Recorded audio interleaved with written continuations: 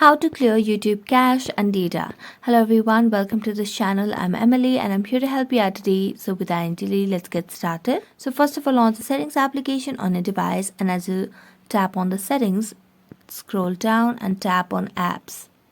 Next, tap on manage apps and then tap on the search bar and search for YouTube over here. As you search for YouTube application, wait for a while until it loads the result for you.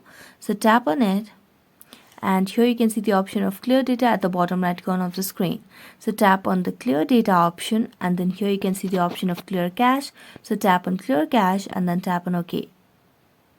Next, if you want to delete the data of your YouTube, then tap on clear all data, and then here you just have to tap on OK for delete all data, which includes app data, including files, settings, accounts, databases, and cache. So you just have to tap on OK and your data for your YouTube will be deleted. So thank you so much for watching this video. See you next time.